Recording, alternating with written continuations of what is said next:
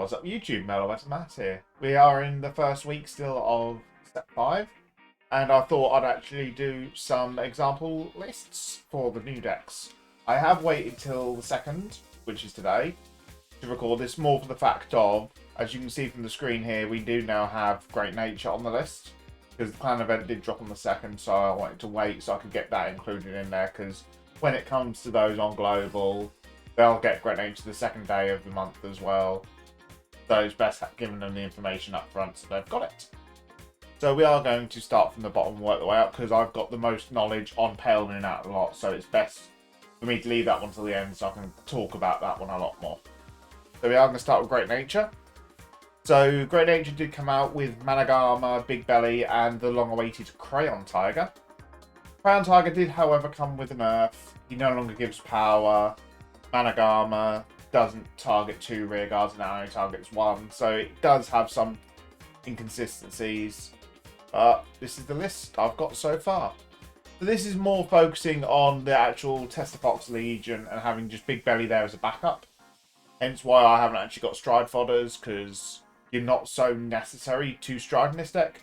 Because your ideal plan is going to be Stride once just to get the GB online, then you'll sit on Tetra Fox and 5 attack because you'll use Tetra Fox, then Crown Tiger, then Crown Tiger will stand the other side. All in all, really solid deck. So obviously you got 2 Maydus, because obviously Maydu works whilst you're in Legion. If you've got Tetra Fox and something else, Tetra Fox and Research Fox Legion, you can grab any of your grade 3s back, so you can grab a Tetra Fox back to re-Legion with again next turn. Then obviously going up the list, we have cut back down on the Guru rules now, compared to how it used to be, more for the fact of obviously Crayon Tiger being added. Crayon Tiger is an absolute godsend of a card. Crayon Tiger says that when he's boosted on an attack on the Vanguard, you can Counter Blast 1, stand one of your other rear guards that's not called Crayon Tiger, and at the end of the turn you retire that card and draw a card. Really good, enables more multi-attack for the deck. Only issue is, which I don't know till I've actually get a chance to test, is what triggers you're going to want to end up running. So obviously you are drawing a lot more now because you're retiring and drawing this. Obviously more retiring means Duckbill has got a higher chance of proccing. Then you've got your Wash-Up Raccoons, which will return heals back to deck to get more Wash-Up Raccoons. But then you've got to re-Legion again to cycle it all back into deck. So it's a work in progress is the best way to do it. The other card I've got, which is new, which is the Sleepy Tapir. Sleepy Tapir is GB1 Binoculars Tiger, so when it attacks, you can give plus 4k to a rear guard, end the battle, tire it. But you've also got the fact that this is a resist unit, so it's really good versus the Gear Chronicles, the Link Jokers. It gives you so much control for the deck, it's very much going to be a staple. Starter's also going to be the Telescopic Rabbit, because you do want to keep... Because of Crown Tiger not giving his plus 4k, Binoculars, the Telescopic Rabbit does now need to do it even more with resting to give something else power. Yes, people might say, oh, it's Counter Blast heavy, but you do have good old Tetra Fox himself who does have the counter charge skill here for when a rear guard's retired, so you're in very good position. All in all, this will be to test list. You've got Managama, who gives Glory Restrict to one of your rear guards for Counter Blast 1 and G Persona Flip. I have put 4 in the example list for those that do want to try and get 4 from the clan event. But if you don't get 4, you can easily drop this down and run a second one of the Phoenix Flyer, which honestly isn't an amazing card. And you can also get, add in Maydus, you've also got the Fights Collection, double rare, it's not too bad. You can even put a Tech Leopold in, fact, if we do run the one-off Leopold. But G-Zone doesn't really matter too much in this deck. Then next one on the list is going to be Aquas. This is going to be the Thavas-based one. So Thavas got a lot of really good support in the terms of his new GR in Commander Thavas, which enables a rear guard in the back row to attack from the back row, which is really good. Gives it plus 5k so it can scale.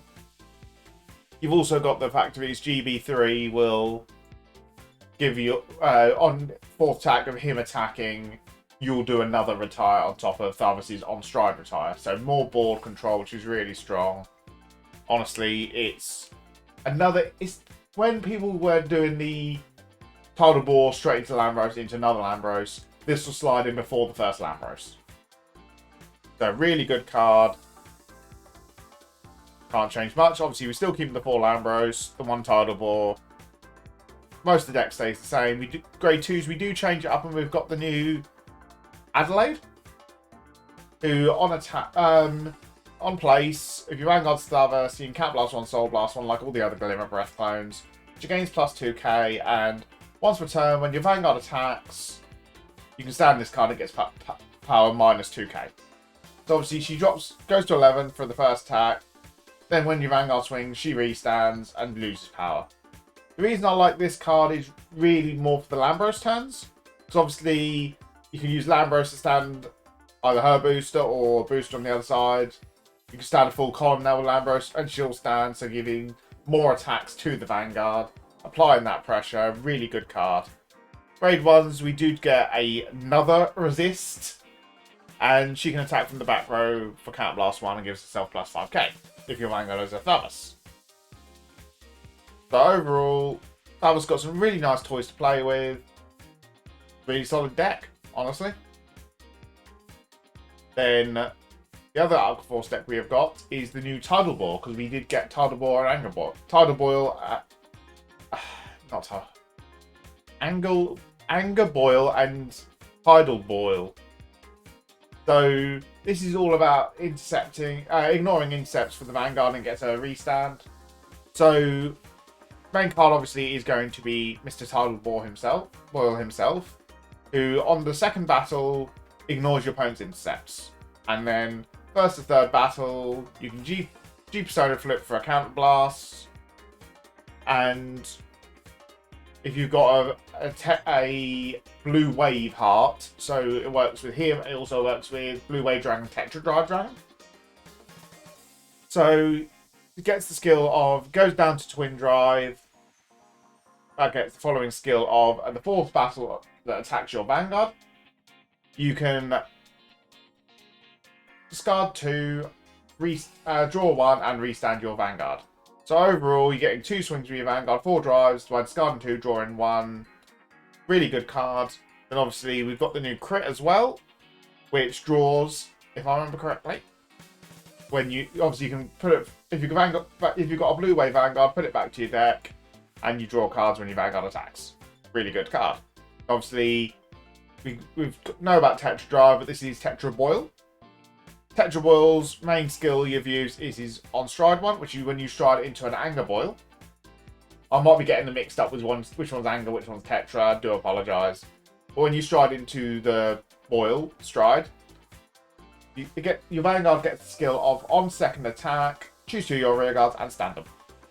So it's literally allowing you to swing in with one column, your rear guard column first, swing in with the Vanguard, ignoring the intercepts to restand that column, swing 3 at the other rear guard now, swing 4, column 4, and then swing at the Vanguard, and then Vanguard will restand. So it's really useful for enabling the 5 attacks.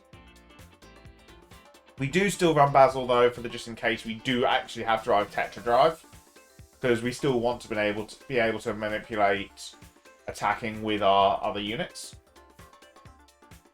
We do run Algos, because obviously we do get 4th attack on a rearguard column really nicely, and having it on him also means we've got the pressure of the drawing card.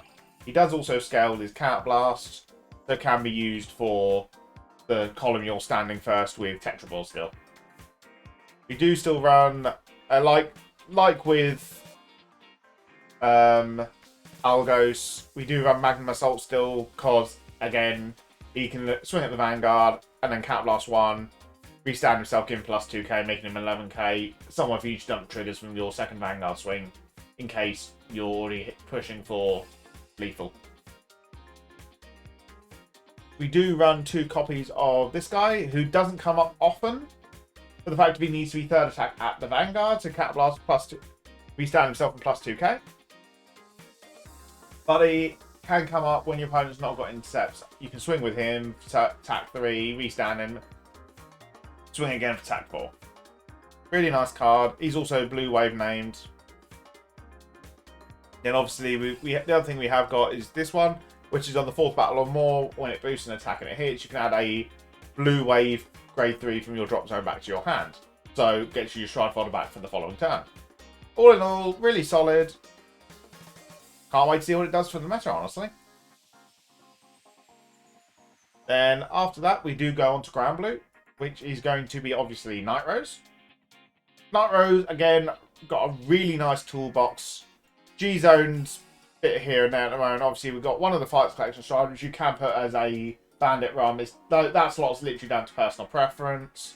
Then we got the main first Stride for the deck, which is King Obadiah, who's got the skill of search your deck for 3 cards and mill them. If you mill 2 or more with Hollow, choose Ghosty non-trigger from your drop zone and call it to the rearguard circle behind this card. Normally you'd be calling Tommy the Ghosty Brothers. You can run Chappie. There's really nice little bit of versatility behind him. And you're getting Pacific mill compared to Granblue's usual random mill, which is really nice for the deck. Fair enough for the G-Zone, we do obviously have the 4 copies of Night Rose. She is the boss unit. They did buff her in 0 compared to TCG. She now gains a crit alongside calling 2 rearguards out. Yes, it is column it's row restricted. You can't do double front row like with Olivia, but it's a really solid card. You can enable so much multi-attacking in this deck as it is anyway. And obviously, we have got boss unit herself, Night Rose, who went on Stride. You can Counterblast 1, call something for your drop zone. But her real niceness comes from her GB2 skill, which is once per turn, you can mill 2, and mill 3, sorry, and bring something back that died this turn. But only it's got to be during your turn. Main combo for this is with Grenache, who will retire himself to countercharge 2. You can then mill 3, bring it back, hollow Grenache again, and mill 2 again. Literally free countercharging your entire damage zone back. You really don't have counterblast issue with this deck. Then for terms of grade 2s, you got your Amber Clone, which is obviously for us is Colombard, who on attack will Vanguard whilst boosted. You can counterblast 1, call something for your drop zone that's not Colombard to a rearguard circle. So obviously this enables more multi-attacking. You can call over units. Really good card. Pairing off of that, we do also have Negro Lazy, who can hollow himself, and his skill is when he's placed, if you've got a grade 3 or greater Night Rose Vanguard, you can Soul Blast 1 and Counter Blast 1, choose one card that's not called Negro Lazy from your drop zone, and call it to rearguard circle. And if you hollowed it, this gets the end of the turn. When you retire it, Soul Charge 1, Counter Charge 1. The Negro Lazy obviously refunds what he's paid for, gets you another unit out. Really good card. Then obviously got bringing up the rear with the cannon. He's a hollow again, and when he's placed, if you hollowed him, you can counterblast 1, draw a card, and retire one of your opponent's rearguards. So obviously these are intercept removal. It makes Colombard even easier to attack into the Vanguard. Really nice combo piece again.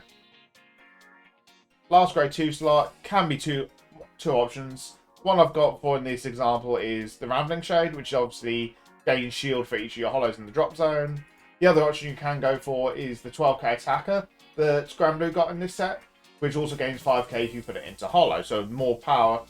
That all comes down to personal preference. You can obviously drop it down another Cannoneer to increase the Rambling Shade, or the 12k attacker up to 3. Personal preference again. Grade 1s, obviously, we've got good old Negrabone, which is a really good card for the deck. GB1, end of the battle, this unit boosts an attack on the Vanguard if they have the hollow ability. You can counterblast 1, choose a card from your drop zone, and call it to rearguard in the same column. Oh no, sorry, it doesn't need the hollow ability. It's when this unit boosts an attack that hits the Vanguard, attacks the Vanguard whilst this unit is boosting. If you've got a Night Rose Vanguard, you can counterblast 1, retire the unit that was boosted, and call a unit from your drop zone. So really nice, because obviously you can combo this off by getting out Negro Lazy, use Negro Lazy's skill to then call over the Negrabone and get a full power column swing at the Vanguard. Tech options I've gone for in mine is I have gone for the 1 Sea Strong and Banshee. And I've also gone for one of this girl, who's mainly here just the fact of when she boosts Attack the hit, she can countercharge. She gains 2k. Overall, really nice card, and she also hollows herself. Starter, we talked about him earlier. Good old Grenache. He's literally hollow, and then when he's retired, due to his hollow ability, you can countercharge you if you've got a Night Rose Vanguard. They have added the fact that he needs to be a Night Rose restriction now, because he's just that good. Overall, I do see Night Rose being one of the four runners. The other thing I did obviously include into the deck was I did run Mick the Ghosty, just for the fact of A, it returns to deck, B, it's less draw triggers in the deck, because you do run out of deck quite quickly in this deck. But, talking about decks that run out quickly, we are moving on to our final deck now, which is Pale Moon. This is the one obviously I've been working the hardest on so far, because this is my main clan. This is the one I was waiting for the longest. I wanted to test it. So G-Zone, example list is literally my list I'm currently using. There are some changes I do want to make to it. Like, I do want to drop the Clifford that I'm using at the moment. That will become a third Harry when I can pull the third Harry. But Blizzard's really good in this deck for the fact of you normally stride into him first. Using his Counter Blast, you would flip a Harry, GR, just so you can get the 5k, get your GB2 online, because it then does activate your second stride of Lunatic, who will then gain his crit, along with the ability of when he attacks the Vanguard to eat 2 rear guards to eat one of your opponent's rear guards. Obviously, the one thing they did add to Hari, which then obviously carries over from Lunatic, is they all now give power scaling to your rear guards that called from Soul, which is really good for the deck. Harry, that's only Harry's real buff. Harry does now not persona flip, he flips anything. So normally, as I said, Blizzard the first Harry, and then when you go into this as your final push turn, he'll then flip the other Harry, and literally you'd be then, I've got 3 Harrys face up, I've got 2 Harrys face up in the G-Zone, everything gets plus 2k, Lunatic gives everything plus 2k, really good. Going to main deck now, we do actually have one of the best cards in the deck, which is Prankster Girl in the Maryland. Her skill is in the Soul, GB1. When she's put into Soul from anywhere, you can return her to deck and grab any card you want from your deck to put to your Soul. So this is really nice because obviously this specific Soul charge compared to the random Soul charge, you can control what you actually want. You can't actually grab Prankster Girl in the Maryland because, surprise, you'd be sitting there looping them non-stop. But honestly, really good card for deck. Then obviously our boss unit is good old Master Magician Hari. Hari's main skill is his on strides one, which is Counter Blast 1, Soul Charge 1. Choose one of your units, call it from your Soul, and give it plus 5k. And at the end of the turn, Magia then activates and puts it back into Soul again. So this is really good for calling out your Purple Trapezists and other stuff that you don't want to keep on the field. So you normally, Trapezes is normally your main target, or something you're going to be tucking back in with Lunatic or Hari, because then you're not losing rear guards out of it, which is really nice. Obviously, talking of calling from Soul, we do have Periton, who's, when placed from anywhere, GB1, Soul Charge 1, and call a rear guard to the same column as this card, and it gives it the Magia, so when it goes into turn, that unit goes back into Soul. So obviously this again, you can Periton, use his skill, Soul Charge, call Trapezist out. Trapezist will then put the Periton into Soul, and then call the Periton to the other side, so you can then make that a full column. And because Trapezist doesn't give Magia, the Periton will stay as an intercept for the opponent's turn, so they've got less chance getting through. Really nice combos, it helps build a board up. Talking about building a board up, we do run currently 2 copies of Misdirection. When you call something from Soul, she then calls herself from Soul. From your Soul. And then end of the turn, she goes back. She's got Pseudo Magia, because she then puts herself back into Soul at the end of the turn. But this is not too bad, because you can obviously call her out. Literally, the one play I enjoyed doing is first stride, striding over Hari into Blizzard. Harry's on stride skill will call out Trapezist. She'll then move herself out. I'll then use the starter skill to then put a starter into Soul, use Trapezist, put Misdirection in, pull the starter back out again, and then Misdirection will then come back out again because you've called starter from Soul while she was in the Soul. So multiple combos get to go off. She's a really good card. Yes, she's AK based, but that doesn't matter too much due to the fact that you've got Lunatic that gives it plus 2k, and you've got GR Hari that gives it power. Rounding up the grade 2 main units, I do run 4 copies of Dreamy Fortress. The big dragon boy has returned again to the stage. Overall, really good card. Skill is when it's retired from the rearguard circle, you can call another Dreamy Fortress from your soul. So with there being so much actual rearguard retiring at the moment, I do apologise for the lagging on the side, by the way. It doesn't like SPs. It doesn't like SP Dreamy Fortress. So obviously, Narukami doesn't like this because obviously Vanquisher retires then binds. You've got Bermuda that literally just can't beat past it. Aquaforce can't beat past it. It's so easy to get them all stacked into your soul now due to Prankster Girl. It's honestly a really good card for the meta and keeps Harry going. Grade 1s that we've obviously got the good old faithful of Purple Trapezist. When called from anywhere, choose one of your rear guards, put it into your soul, and call something that's not Purple Trapezist from your soul. So obviously this is our main combo extender of, like I said, putting misdirection in, calling something out, then calling misdirection back out. This can obviously combo off with attacks in the battle phase, which obviously we will then move to in Starlight Melody's Beast Tamer Betty. Starlight Melody Tamer Betty skill is end GB1. At the end of battle, she boosts in the Vanguard. If you've got a grade 3 or at the end of the battle, she boosts a Magia attack at the Vanguard. You can, if you've got a grade 3 Harry, you can Counter Blast 1, put that rearguard into your soul, choose a Magia unit from your soul, and call it back out again. Obviously, this is really nice because obviously you can use it to combo off with Periton, who will then call another card over Betty, then carry on attack combos. Really good stuff. Starter for the deck is Happiness Collector. Happiness Collector's got the skill of GB1. When a unit's called from your soul, if you've got a Harry Vanguard, you can put her into soul to draw a card and then soul charge. So this is really good because obviously you're building up your hand size for literally doing nothing is the honest response. You're doing what the deck wanted to do in building a board up, and this then lets you, rewards you for getting extra soul to use as your toolbox, whilst giving you extra cards in hand to guard with and cool down, pay for stride costs. Really good card. Overall, really solid deck, but we don't know how the meta is going to shape up for them at the moment. So that is the basic breakdowns of what we've got coming at, well, what's come out at the beginning of set 5.